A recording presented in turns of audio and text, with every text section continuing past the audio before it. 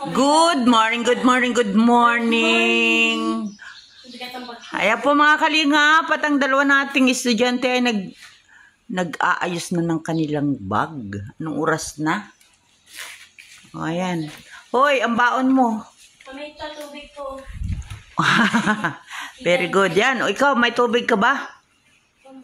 O, ito baon mo. Ay, baon baga. Ayan.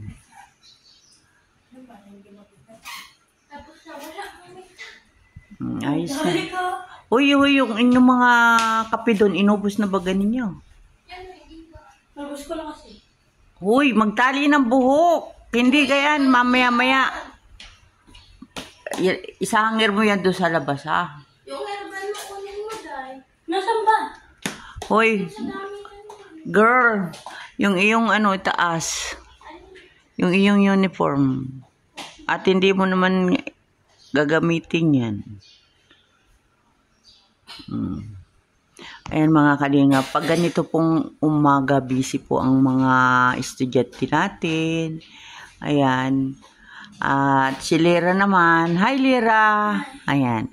Si Lira po ang pasok ay kasabay ni Rhea May. At uuwi po ng maaga si Lera. Hanggang 10 o'clock lang po ang kanyang klase. At si Rhea May naman po ay hanggang 4 o'clock. Ayan. Nakakatuwa naman po at nakakapag-isa ng umuwi itong batang ito. Sila po ay inihahatid ko lang dyan sa sakayan sa tabing kalsada dahil minsan po nililipasan sila ng mga tricycle at lalo nga po at yung eskwelahan po ng mga batang ito ay may papasok sa isang maliit na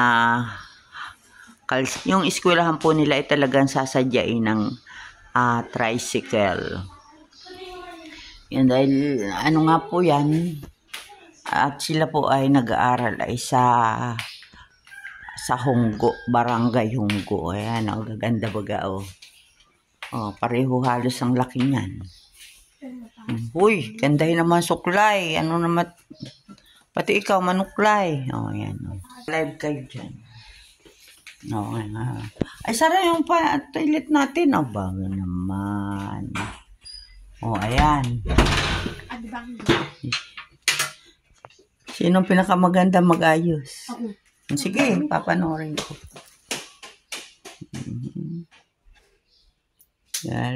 Italian mo pati sa huli.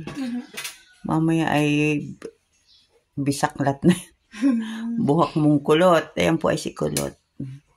Hello, Kulot. Say hi, Kulot. Hi. Yan po ang aking kinder. Galingan mo, Biha.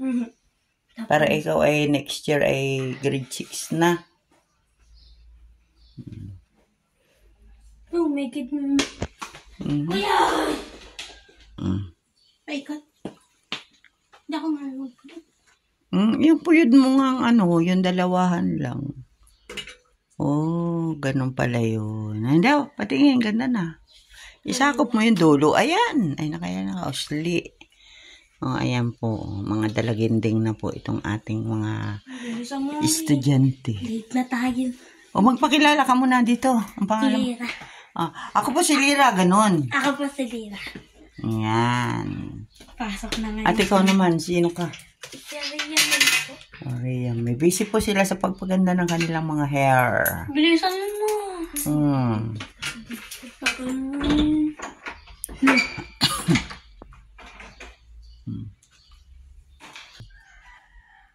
Dulas na may tembo ko. Ay, dapat dalawa yung mo. Isa dyan sa dulo, meron ka din dapat yung isang, yung rubber, yung tali. Tali? Bago mo lagyan yan.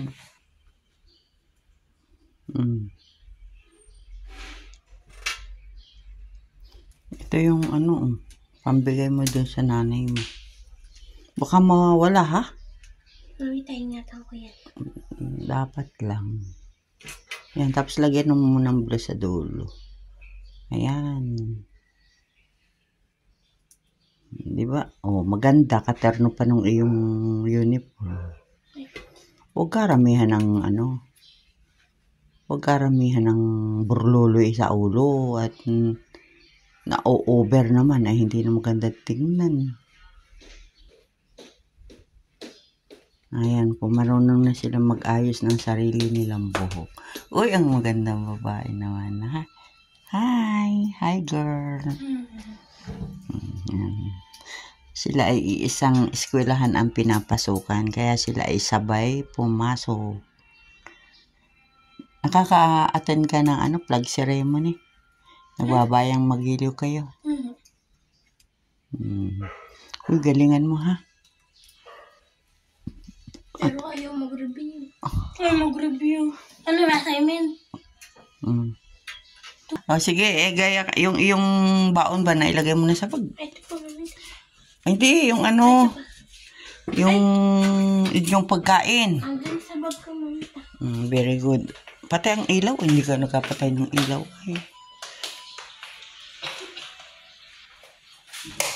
Yan. At sila ay papasok na. Teka muna, kukuha mo na, ihatid ko sa kalsada. Ako ang kamera, mamita. Ha? Kamera. Hindi kayo. Sige, dyan na lang ako sa labas. Ligpit yung damit mo at mamaya hindi ka babalik. Doon ka daw matulog sa nanay mamaya.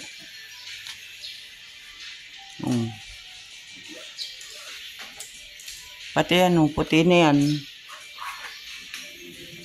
Uy, babae.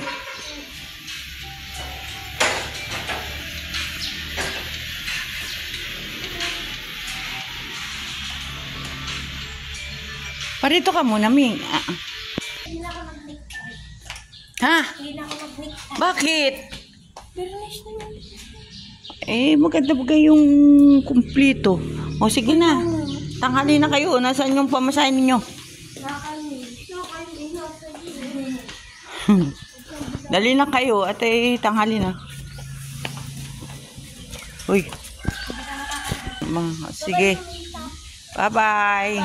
Sige. Yan lang naman kanilang ng tricycle. Alam na po nilang sumakay ng tricycle at yan po ay mga dagalaginding na. Gandang tingnan nila. Ayan mga kalingap. Ang ating dalawang estudyante.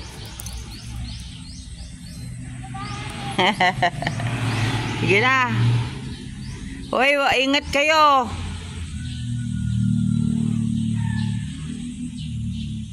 Lirayos yung dala mo ng bagat masisira. Ayan. Yan po yung ating estudyante tuwing umaga. At sila naman po ay nakakatuwa dahil sila ay nakaka-aral. Ay mga bata po ayan.